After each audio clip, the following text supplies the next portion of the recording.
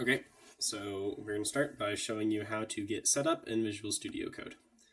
So the first thing, after you're in, the first thing you need to do is install some extensions. You're going to make sure you have C++, C++ extension pack, CMake, CMake tools, Git history if you're planning on collaborating with someone else and you're going to be sending stuff to and from GitHub as a way of keeping the code up to date for both people.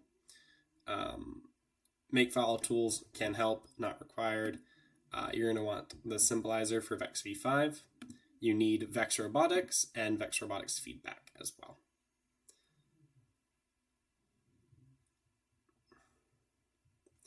Then when you're done with all of that, you're going to want to come to this Vex tab and create a new project. You need to use the v5 platform. You're going to want to do C, C++. I would not recommend programming in Python if you can avoid it. And then, very important, you need to use a competition template. Otherwise, you are not allowed to use that code at a meet. And then you can name your project. And then you're going to want to hit create. And you can also change the location of where you do it. But you can create that project. I have already created a project, and it's open here. So I'm not going to mess with that. So then you're going to want to come up to your file explorer. And so you have this vex.h file, which is all your vex stuff. Does not matter. You never need to touch that. You do not want to touch that. You will break things if you mess around in this file. So your main file, you'll have a lot more comments here. I have deleted them. But do not delete anything you see here. And you never want to touch the main function. That is preset and you don't do anything there. You want to make sure you always have this wait in user control. Otherwise, that will cause some issues for your robot. Stuff may not work.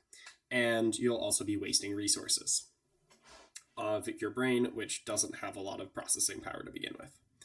So the comments you will have will tell you what each function is for, what you put there, but you don't need it. And it is up to you on whether or not you want to keep it. So down here, you have your slots. You can select which code slots you want. So you can have different programs on different slots. The brain can display 3. So I would really only do stuff with the first 3. You just click on it to change the slot.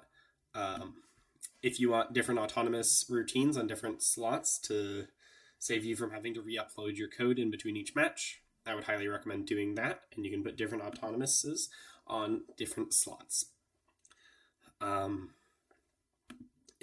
Then you have your build project, you just play program and stop program.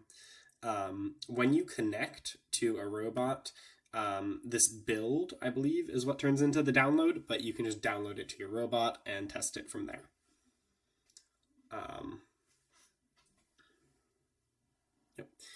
And we will get into how to actually code the robot, and just some general good practices in later videos. But that is all the setup you need for now.